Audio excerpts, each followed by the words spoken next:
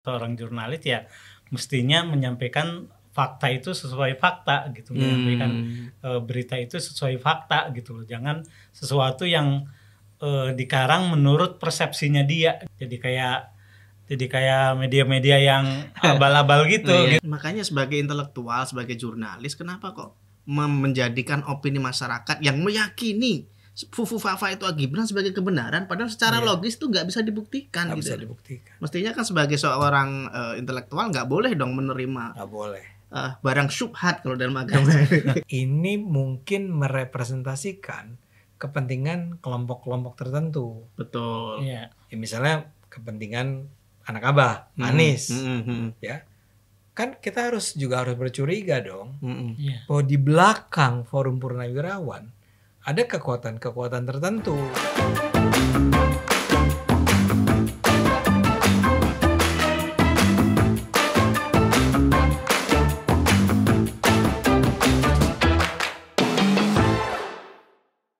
Ya, penonton Cokro TV, ketemu lagi dengan kami di acara Bocor Kasar.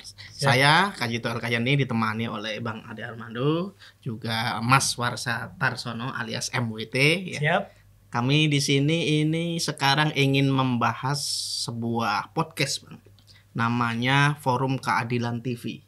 Ya. Di forum tersebut ada seorang narasumber yang luar biasa bernama Profesor Dr. Aidul Fitri Syada Azhari SHM seorang guru besar program studi ilmu hukum Universitas Muhammadiyah Surakarta.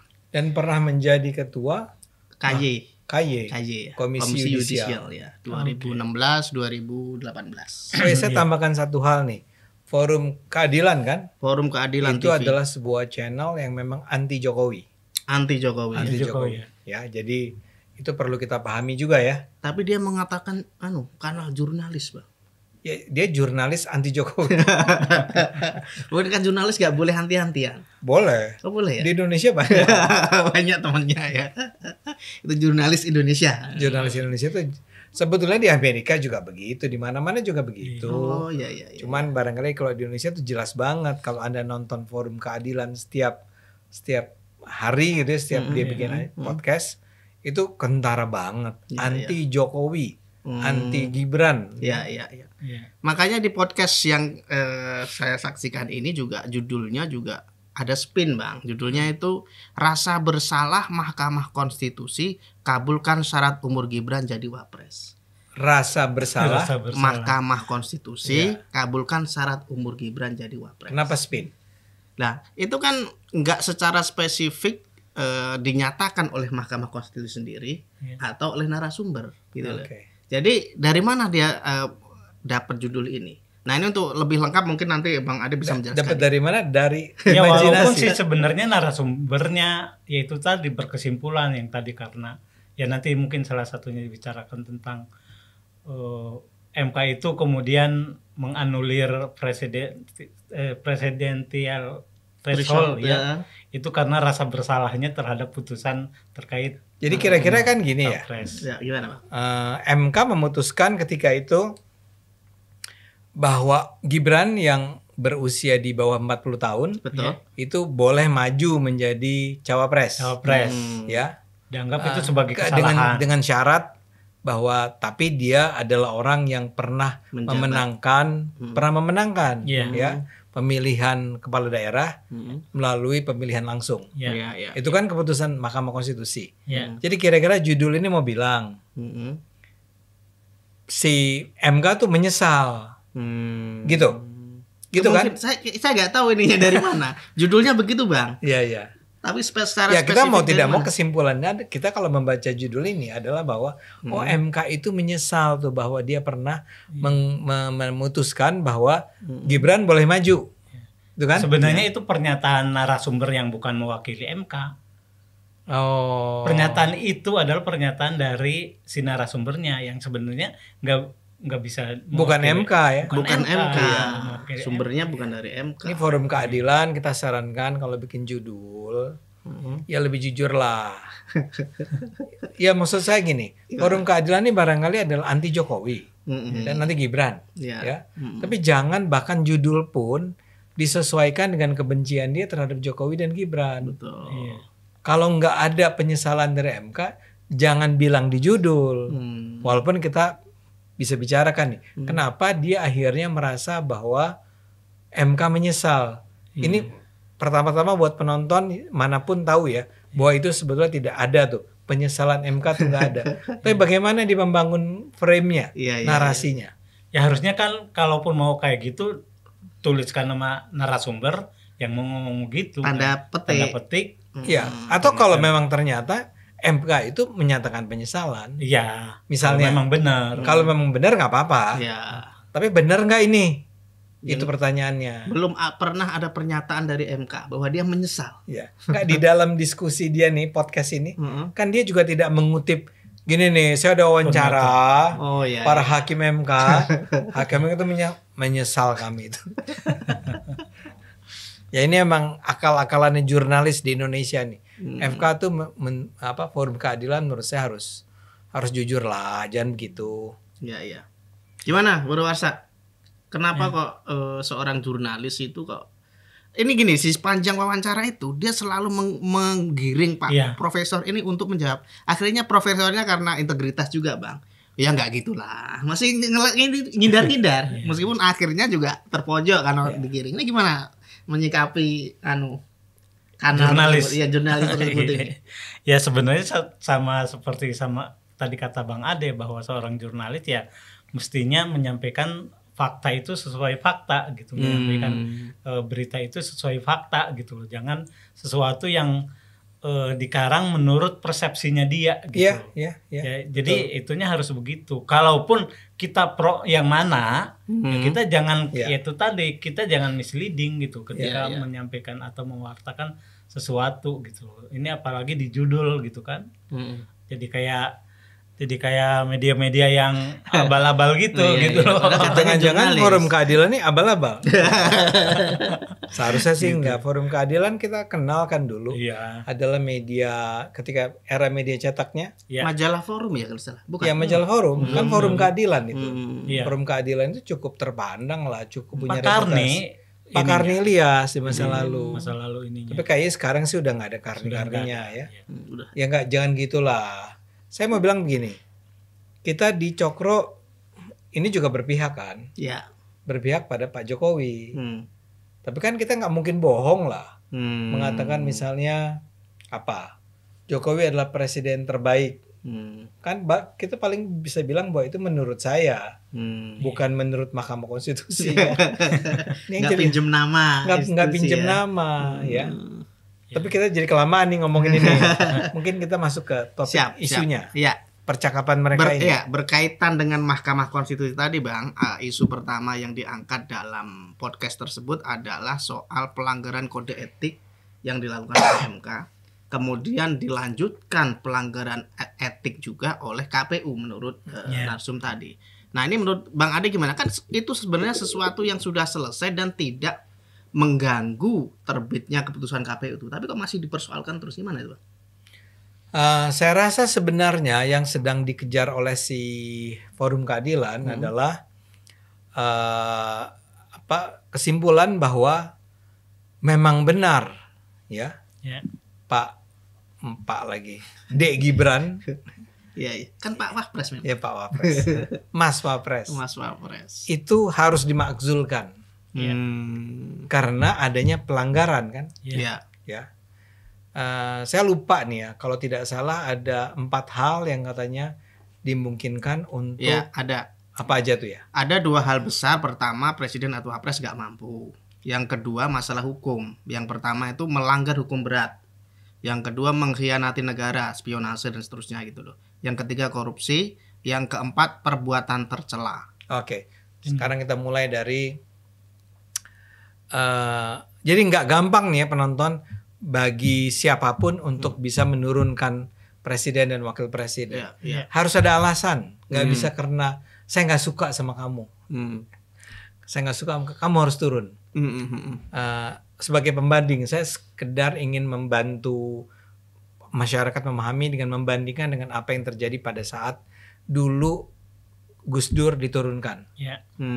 Tahun 2000 berapa itu ya? 2000 kali ya? 2000 atau 2001? 2009. Kan dia diturunkan tuh. Ya. Ya.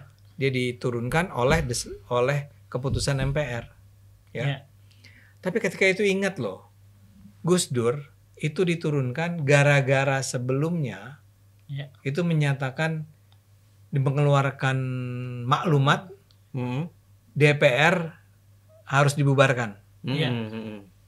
ya kan? Betul. Itu kan di luar kewenangan dia. Dia tidak punya hak untuk membubarkan DPR, Ya. tapi dia melakukannya. Jadi barangkali masuk dalam kategori perbuatan tercela kan? Barangkali ya. Ya. Ya. Tapi dia melakukan itu. Ya. Banyak orang misalnya mengait-kaitkan bahwa dulu tuh Gus Dur punya kesalahan karena misalnya ada Bulog Gate, Iya. Brunei Gate, ingat? Iya. Tuduhan, dugaan-dugaan loh. Iya. Bukan bahwa dia bersalah, tapi dugaan-dugaan main duit lah, korupsi segala macam. Tapi dia diturunkan bukan karena itu. Ya. Kecuali barangkali dia terbukti di Bulog Gate dan di Brunei Gate, yang dua-dua hal itu tidak pernah terbukti kan. Dia diturunkan karena melakukan sesuatu yang tercela, yaitu ya masa sih presiden membubarkan DPR. Ya. Dia yang mengeluarkan maklumat itu. Jadi ada alasannya. Betul. Nah, saya duga dalam kasus Gibran ini pun sebenarnya Forum Keadilan lagi mau nanya nih sama seorang mantan ketua Komisi Yudisial. Ya. Iya. Layak gak sih dia diturunkan? Iya. Nah, sekedar kembali ke pertanyaan Anda, sialnya si bapak ini nih, Pak siapa namanya? Pak Aidul. Ya. Lebih ngomong tentang pelanggaran etika. Iya. Iya kan? Iya. Nah, kalau pelanggaran Yang paling mungkin aja, dia bilang kan yang paling mungkin cuman itu, karena yang lainnya itu tidak ada. Iya. Tidak ada peluang. Jadi kalau kan tadi Anda udah bilang ada 4 nih. Ya. Ya pertama adalah apa? Pelanggaran hukum. Melanggar hukum berat. Pelanggaran hukum berat misalnya ya rampok, korupsi. Ya. Gibran korupsi Tindak nggak? pidana. Tidak membunuh, Membunuh. mencuri dan segala macam ya. Ya. Memperkosa, bla bla bla. Pokoknya di atas 5 tahun hukumannya. Di atas 5 tahun. Ada nggak Gibran melakukan itu semua? Jawabannya tidak ada. Itu satu. betul. 2, Tidak mengkhianati negara. mengkhianati negara. Di mana pengkhianatan negara yang dilakukan oleh Gibran? Ya. Kapan dia mengkhianati negara? Ya. Nggak ada. Nggak ada. Ketiga, Korupsi. ya lagi-lagi tadi pertanyaan mana contohnya? Itu diajukan sih oleh si Forum Purnawirawan bahwa Gibran terlibat korupsi, tapi atas dasar tuduhan yang sangat mengada-ada. Jadi ada seorang dosen dari UNJ, namanya Ubaidillah, kan bilang Gibran korupsi. Kenapa? Dia berteman dengan anak dari pengusaha yang perusahaannya itu terbukti korupsi dan hukuman yang diberikan oleh pengadilan itu cuma sepersekian dari tuntutan. Oh iya. Nah, Ya. itu dianggap sebagai Korupsi. intervensi. Sebagai korupsi. Korupsi. Jadi dia bilang, "Ya, pasti korupsi nih. Ini kan ngaco." Gimana sih? Iya. Dia cuma berteman dengan orang. Orang ini punya bapak ini punya perusahaan. Bapaknya itu pun juga nggak dituntut. Perusahaannya dinyatakan bersalah. Iya. Nggak tahu siapa yang dihukum ya. Iya. Nah, Gibran juga kena. Dan keempat tercela. Iya. Nah, si bapak ini, bapak Komisi Yudisial ini, Bapak Aidul ya. Aidul ini, ternyata bilangnya bahwa kalau kasusnya Gibran, Ya. tadi Anda bilang apa etis gimana? Maksimal apa? Bahwa itu yang paling mungkin. yang paling paling mungkin mungkin. tuh etika. Etik ya. Ya. Iya. Karena menurut Pak Aidul itu pintu masuknya dari merendahkan martabat. Jadi ada ini definisi kita tentang perbuatan tercela itu nggak jelas katanya Bang. Oh, nggak Kemudian ada ya? nggak, terus MK membuat sebuah penjelasan bahwa yang namanya tercela itu merendahkan martabat. Nah, terus dihubungkan dengan etik tadi. Oke. Gitu Bang. Pintu masuknya dari sana dia. Ya, cuman kalau etik kan apakah itu cukup untuk membuat, ya misalnya tadi itu Gibran sudah dinyatakan sebagai wapres, Ya. diturunkan, ya. Nah, Dia Forum Keadilan ini berusaha mencari gitu loh. Ya. Apa sih pelanggarannya gitu kan? ya. Masa sih gitu? Apa nggak ada yang lebih tinggi lagi dari pelanggaran etik ini? Jadi saya duga dia berusaha Iya. mengejar terus. Iya. Tapi sampai habis acara itu, rasanya sih saya nggak nangkep. Iya. Ya bahkan ketika dia mencontohkan kasus-kasus negara lain pelanggaran etik ya yang terkait di Amerika sama Bill Clinton, Bill kayak gitu. Clinton sama Donald Trump ya Donald dia bilang Trump. sebut gitu. Oke. Di Bill Clinton negara yang mana itu, ya? Lewinsky, Monica Lewinsky. Oh, Monica Lewinsky yang Kan dia. itu sudah dinyatakan bersalah. Ya. Tapi bahkan kemudian parlemennya atau negara itu tidak berhasil Tidak memutuskan ya. impeach gitu. Tidak mengimpeach ya. Impeach si Padahal Bill pengadilan kan yang sudah memutuskan ya. Clinton. Iya. Ya Iya. nggak? Gitu. Iya. Iya kan? Iya. Dia- Bill Clinton memang ya memperlakukan Monica Lewinsky itu dengan cara yang tidak pantas lah ya. Itu pengadilan yang menyatakan kan. Iya, dan artinya itu menunjukkan bahwa sikap pesimisme dia, kalaupun itu bisa juga diberlakukan di sini gitu loh. Kalaupun kemudian, apalagi kan ya prosesnya juga nggak mudah gitu kan. Satu hal lagi, perbuatan tercela di sana itu kan dihubungkan dengan sebuah akun bernama Fufu Fafa. Nah ini Oke. gimana nih, Mas Warsa? Nah ini yang kemudian juga masih maksudnya bermasalah juga ya. Karena pertama belum ada putusan pengadilan yang mengatakan bahwa Gibran itu dinyatakan sebagai dianggap sebagai fufu-fafa dan melakukan perbuatan tindakan pidana gitu. Dan kemudian kalaupun kan sebenarnya tindakan Gibran itu juga terkaitnya ya disangkanya Ya. dipersangkakannya sebagai penghinaan terhadap Prabowo waktu itu ya. Mantan waktu jadi capres sebelumnya gitu. Dan 2014 kan? 2013 2014. Ya 2014 2014 ya. Ya, 14 lah pemilihan persisnya. Pilpres yang pertama itu kan 2014. Iya. Jadi si Fufu Fafa ini menyerang. Dan yang diserang ini kan dalam hal ini Pak Prabowo tidak juga mengadukan gugatan kan. Iya. Artinya melakukan tuntutan kepada pengadilan untuk mengadili orang yang menghina dia gitu. Kan ini deliknya delik aduan kan, bukan delik Kalau penghinaan, delik umum. pencemaran nama baik ya.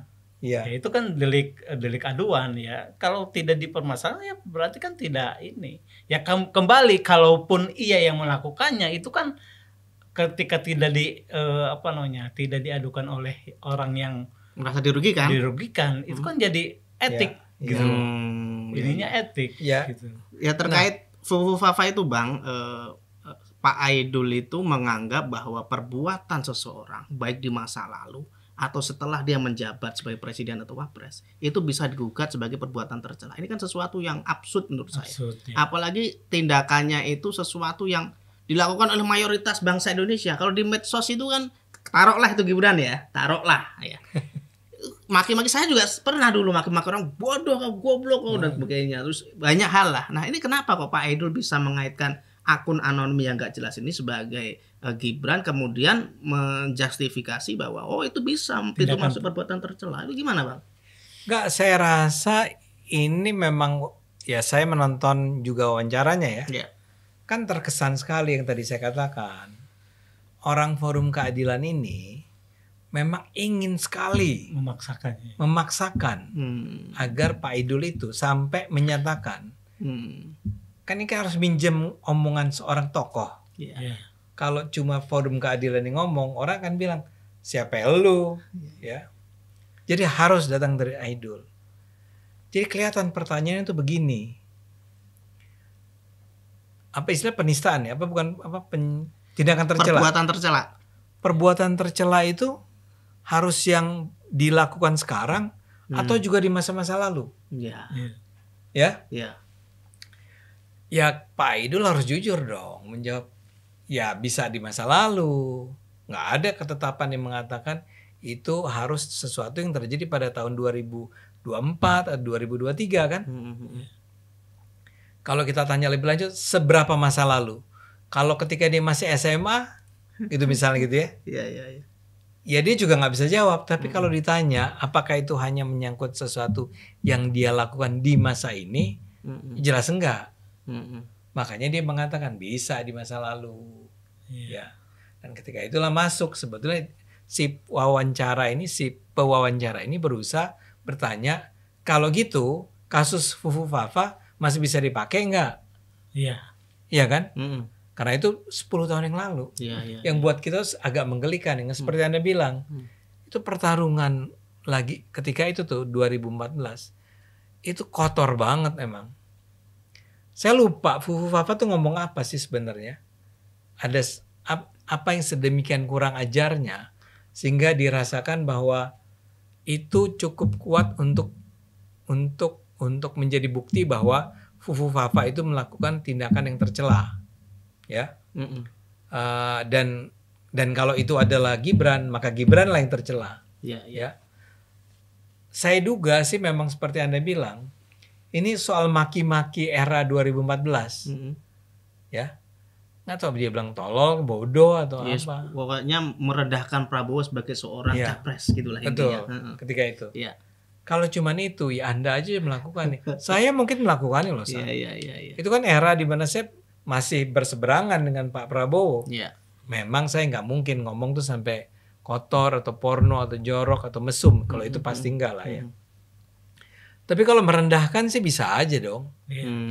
Saya ingin ingatkan, Partai Solidaritas Indonesia itu pernah menyatakan Pak Prabowo itu sebagai presiden pembohong nomor 1 pada pemilu 2019. Ada plakatnya. Oke. Tapi sekarang si PSI ini diterima oleh Pak Prabowo sebagai bagian dari pemerintahan. Ya, kader-kadernya diangkat sebagai, ada yang jadi menteri, ada yang wakil menteri, ada yang tim penasehat, bla bla bla. Jadi kembali ke pertanyaan yang tadi, sebetulnya saya nggak tahu kalau kita bicara tentang sesuatu yang kita harus menilai apa yang dilakukan orang di masa lalu masing-masing kita. Bisa aja terbukti bahwa Anda ini pernah mabok misalnya. Iya. Pernah nggak mabok? Saya mabok darat pernah. Naik mobil, duduk di belakang. Iya. Perjalanan 70 km. Ya, nggak, saya mau bilang itu ya. Jadi kalau kita mengungkit-ungkit masa lalu, ya masa sih gara-gara sebuah tweet. Iya. Gibran, misalnya Gibran ya, karena Anda bilang kalau ini Gibran, tweetnya Gibran tahun 2014 dalam suasana bapaknya lagi bertarung melawan Pak Prabowo, itu dijadikan alasan untuk mengatakan dia melakukan perbuatan tercela. Makanya itu kan sesuatu yang nggak masuk akal gitu ya. Nggak masuk akal. Makanya Pak Idul sendiri kelihatan tidak terlalu menjawab dengan tegas. Iya. Oke, Bang Ade, sebelum ke Mas Farsal saya ingin nanggapin dikit soal Fufu Fafa ini. Iya.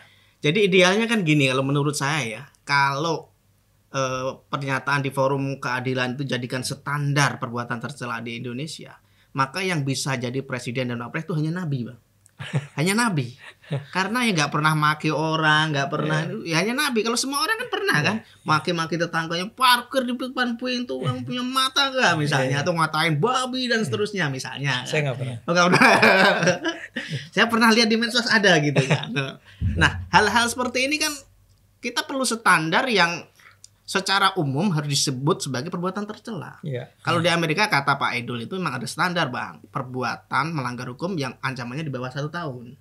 Yang tercela itu. Itu tercela itu. Kan sudah jelas itu definisi. Bisa masuk penjara gitu. Bisa masuk penjara. Tapi di bawah 1 tahun. Ya, kan perbuatan tercela kan harus begitu kan.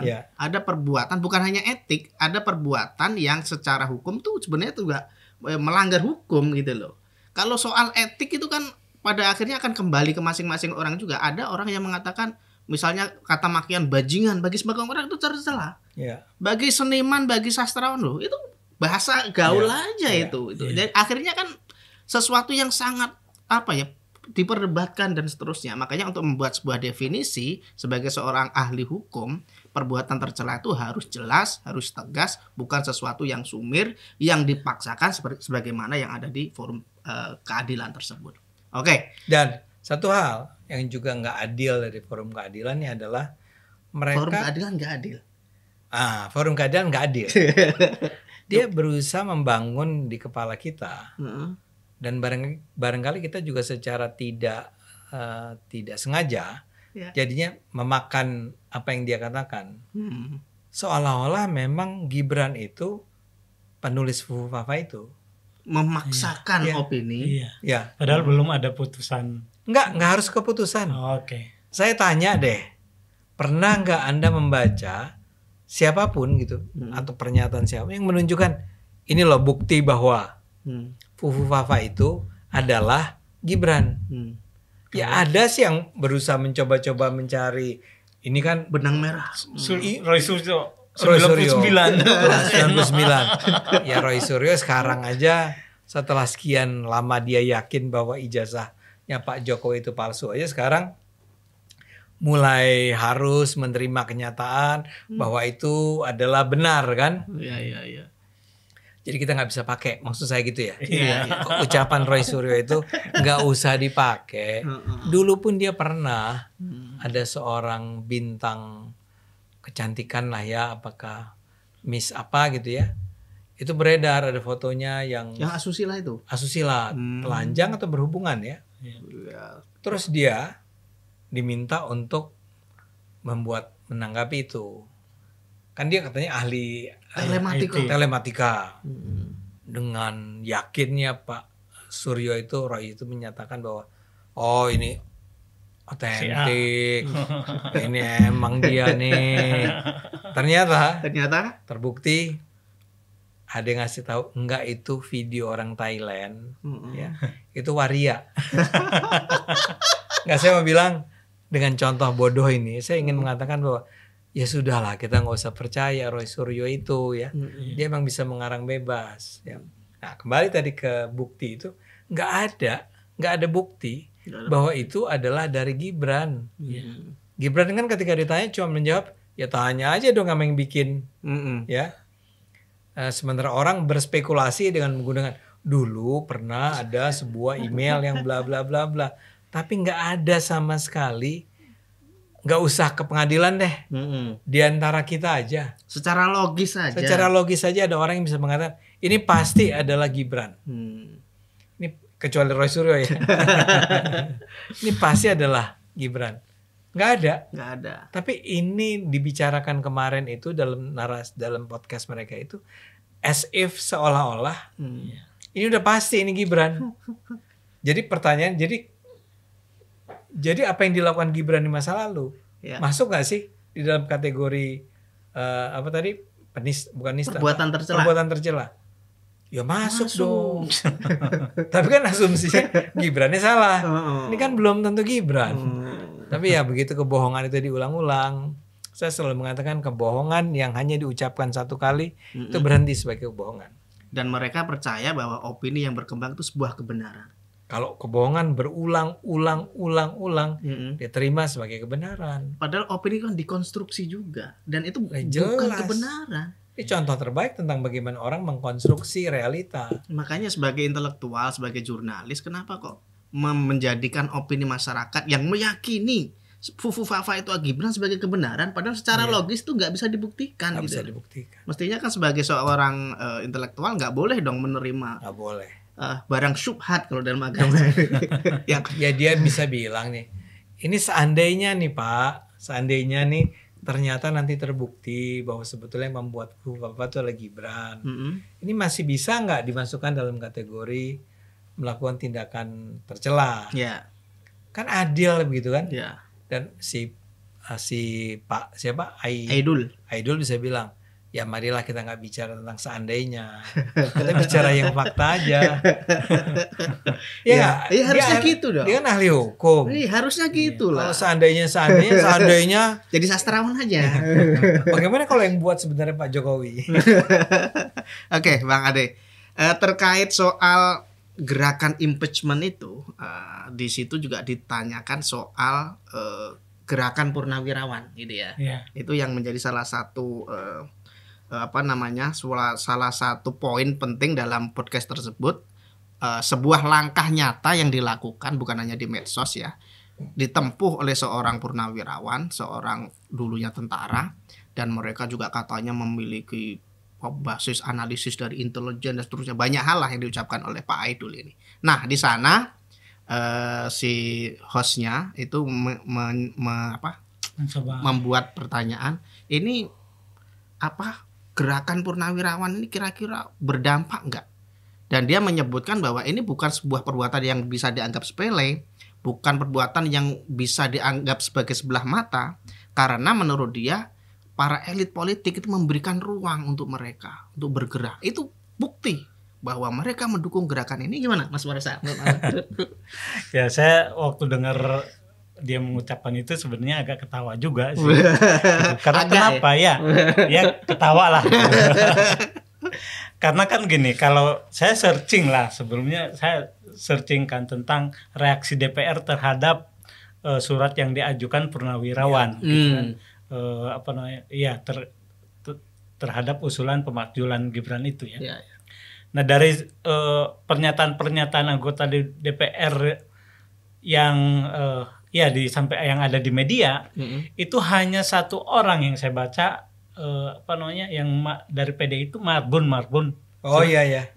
Yang kesannya bahwa itu adalah satu surat yang harus disikapi oleh serius oleh pemerintah atau oleh DPR gitu.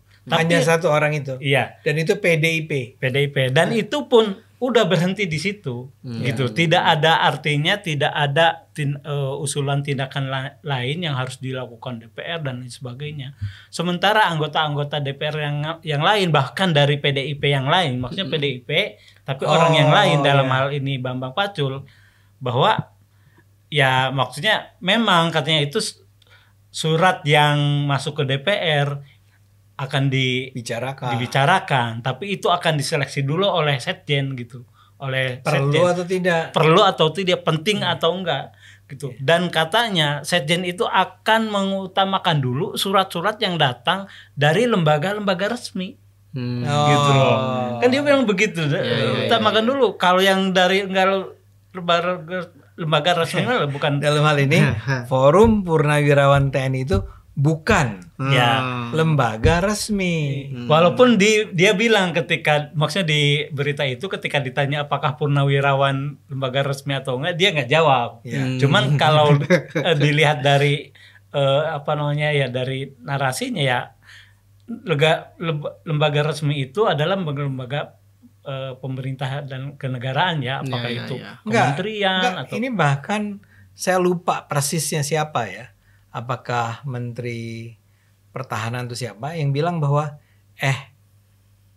di lembaga resmi yang mewakili para purnawirawan itu bukan Forum Purnawirawan TNI ya. Itu yang Pepabri itu loh. TNI ada Angkatan Darat, Angkatan Laut, Angkatan Udara Korps istri bla bla bla ya. Jadi sudah ada penegasan dari TNI resmi, TNI yang ada, bahwa kalian itu bukan lembaga resmi.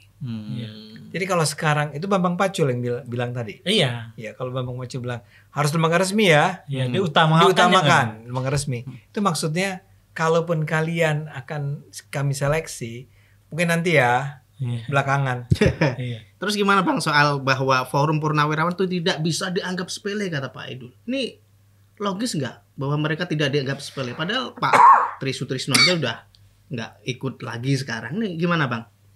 Ya Pak Tri Sutrisno harus diingat kenapa dia nggak ada lagi. Dia udah kena gertakan saya rasa. Atau dapat pencerahan Bang? Putranya itu dimutasi. Oh gitu ya. Tahu kan ceritanya? Iya. Putranya dimutasi kan.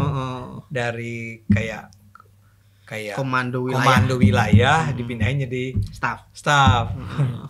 Itu kan siapapun tahu itu artinya ditoyor gitu, ditegur. Sehari kemudian dibalikin. Nah mungkin anaknya bilang, Pak Tri, Pak janganlah. Bapak udahlah Bapak, nggak usah ikut-ikut tanda tangan. Ini cerita kita ya. Ini bukan wawancara ke Pak Tri. Bukan wawancara dan bukan dari sumber yang bisa kita percaya. Yang tidak bisa disebut namanya. Imajiner aja. Sebut saja Mawar. Iya. Enggak, ini kita membayangkan. Saya membayangkan. Imajiner itu gitu. Anaknya Pak Tri bilang, Pak udahlah Pak, jangan tanda tangan lagi. Jadi makanya sekarang yang ke DPR nggak ada tanda tangannya Pak Tri. Ya. Kemudian pertanyaan Anda adalah penting apa sih tadi? Serius nggak sih? Dianggap sepele nggak sih? Ya tentu aja. Tidak bisa dianggap sepele. Tentu saya tidak bisa dianggap sepele. Biar gimana pun nih ada Fahru Rozi ya, yang anak abah nih.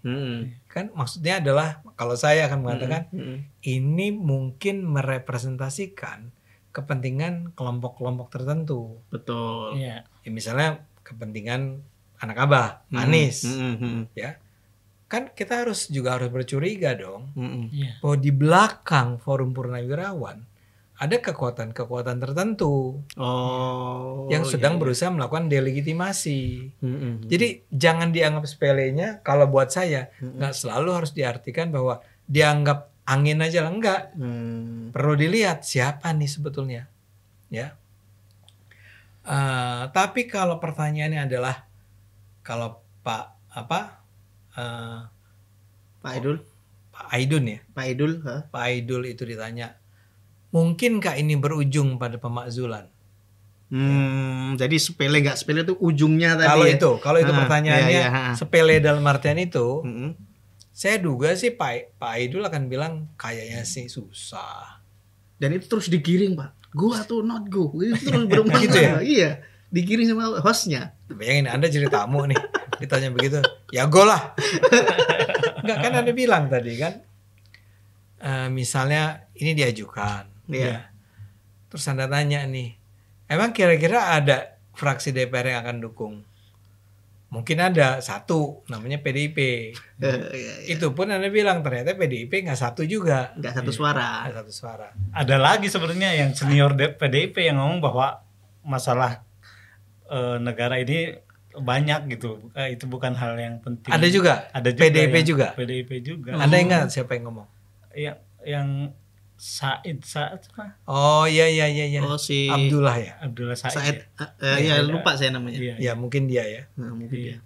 Yang lurus, cara berpikirnya lurus. Iya. Ya. Nah kalau partai lain coba, partai lain nih, ini yang besar-besarnya kita sebutkan Gerindra. Ya. Iya. Mana mau Gerindra dukung, ya. Golkar, ya mana mau lah. Pak Bahlil dukung kan? Iya. Satu-satu yang mungkin akan mendukung PDIP itu adalah menurut Anda siapa? PDI.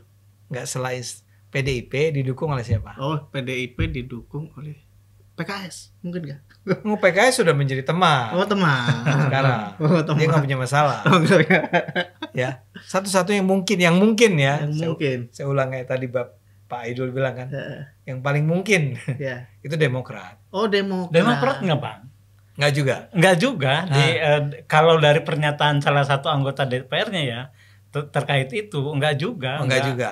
Nggak. Ya dia bilang cuman bahwa ya itu surat ya mesti disikapi oleh DPR gitu. Tapi sebenarnya ya itu tadi seperti yang Pak Said itu kalau nggak salah yang ya kita lebih penting, bahkan dia ngomong tentang undang-undang perampasan aset gitu. Iya. Kita akan menghadapi ini yang justru lebih penting gitu. Ya, walaupun itu bukan jawaban langsung, tapi kan kita bisa tangkap tuh. Iya. Jadi even Partai Demokrat juga tidak merasa perlu lah. Iya. Ya, karena satu hal nih. Taruh ada sebuah partai lain nih yang bukan PDIP, itu sebelah kepengen mendukung. Tapi kan akan ketahuan siapa yang dukung, siapa yang tidak kan? Iya. Anda mau tuh ketahuan partai Anda ketahuan mendukung pemakzulan Gibran, padahal at the end Anda tahu itu akan kalah. Anda siap nih menghadapi kemarahan Prabowo misalnya, atau ketidaksukaan Jokowi, atau ketidaksukaan Prabowo, macam-macam. Kan terlalu berisiko. Ya. Ngapain menjadikan diri Anda tidak populer untuk sesuatu yang bukan Anda yang perjuangkan. Ya. Karena siapa juga mereka itu yang merasa bahwa Gibran ini bermasalah nih sebagai wapres. Tapi narasi mereka gini loh Bang, terkait pilihan di DPR nanti gimana, kan yang memulai DPR ini, meskipun yang memutuskan nanti MK kan. Menurut Pak Aidul ini di DPR sendiri sebenarnya ada dua kekuatan sekarang. Pertama Megawati, PDI kan. Yang kedua Prabowo. Nah, kalau Megawati udah jelas, dia kan korban. Wah, bahasa dia gitu. Nah, kalau Prabowo, saya melihat ya indikasi. Karena Prabowo memberikan ruang, atau elit-elit partai itu memberikan ruang, maka indikasinya jelas bahwa mereka nggak menghambat Purnawirawan ini, gerakannya dipersilahkan. Secara tidak langsung ini bisa menjadi sebuah pemicu bahwa kasus ini akan terus jalan, Bang. Dan di DPR nanti bisa jadi ini akan go, kan didesak terus nih, go atau not go nih. Akhirnya dia narasinya begitu, Bang. Gimana itu, Bang? Terakhir ini. Enggak, saya setuju Pak Idul bilang bahwa Prabowo memberi ruang nih. Dia nggak akan hambat. Kan memang terjadi. Iya. Kan tidak dihambat. Tapi jangan lupa, dia nggak mau ketemu sama para purnawirawan ini. Ya, kan purnawirawan kepengen ketemu nih. Iya. Kirim surat. Kata Prabowo nggak usah. yang bikin pernyataan Wiranto aja. Ingat nggak? Iya, betul. Ya. Sekarang dihambat nggak itu kirim surat ke DPR? Enggak. Ya, dia akan minta agar itu jangan coba-coba dibacain ya, enggak juga kali, dibiarin aja. Saya cuma bilang kalau itu dibacakan nih, ya, siapa yang akan angkat tangan? Oke, kita voting ya. Siapa yang mendukung pemakzulan Gibran? Di antara berapa ratus itu anggota DPR? Saya yakin itu kan semua harus, kan nggak individual, itu bukan keputusan personal, bukan keputusan individual, keputusan fraksi. Fraksi mana yang bersepakat kita nanti kalau ada pemakzulan Gibran kita dukung? Paling-paling PDIP. Nah, itu pun nggak bulat ya. Itu pun kata Warsa ternyata nggak bulat suaranya ya. Karena begitu dia muncul tercatat sebagai orang yang berusaha memakzulkan Gibran, tapi kemudian gagal, kan harus 2/3. Ya. 2/3 kan, harus dihadiri oleh 2/3. Dan harus tanda tangan. Harus disetujui oleh, ya di tanda tangan. Dan harus disetujui 2/3 dari 2/3 itu. Dari yang hadir. Kalau lu kalah, ya, lu kalah, nggak jadi nih. Itu Gibran masih di Wapres. Siap kali rapat diliatin sama Gibran. Ini nih yang nyodok-nyodok nih. Kalau PDIP udah jelas lah, emang lo bukan teman kan, ya. Tapi ini ada partai lain gitu, misalnya ada PAN atau siapa gitu ya. Siapa lagi yang mungkin tadi kan saya bilang cuma Partai Demokrat, dia bilang enggak, Demokrat juga kayaknya nggak akan dukung. Oke, yang lain siapa gitu kan? Iya. Nasdem atau apa? P3 nggak? Emang ada P3? Nggak ada. Ngaco nih orang. Dia saking cinta. Udah nggak ada P3 sekarang. Udah nggak ada ya. Tapi dalam konteks itu sih ada yang komentar si anggota Rahul Muji siapa? Romi. Iya, dia ya, tapi nggak ngerespon ini juga nggak dukung kan? Dukung juga. Iya, yang masih dukung ya kubu-kubu sana. Ya. Iya. Kubu-kubu sana saya terus akan menyuarakan. Tapi kita bicara di DPR-nya. Kalau dalam dugaan saya sih hampir pasti nggak bisa, nggak gol, nggak lolos. Nggak gol ya. Jadi, makanya jawabannya adalah mendingan mikirin undang-undang perampasan aset lah. Lu ngapain juga ngomongin pemakzulan Gibran. Nah, jadi si Forum Keadilan nih gagal, menggiring. Tapi go or not go. Narasumber akhirnya ya go aja lah. Daripada pusing. Nggak, go sih go aja. Iya. Go aja, cuman ya ada hasilnya nggak, ada manfaatnya nggak. Iya. Oke, Mas Warsa, ada tambahan? Closing? Saya kira itu aja yang udah. Iya. Bang Ade cukup? Cukup. Oke. Penonton Cokro TV, demikian hasil diskusi kita. Semoga kita mendapatkan pencerahan dari berbagai isu-isu yang dispin, yang dipelintir, yang diframing oleh oknum-oknum yang bahkan mengatasnamakan diri sebagai jurnalis atau intelektual. Mari kita tetap berpikir kritis, berpikir logis. Terima kasih, sampai jumpa. Siap.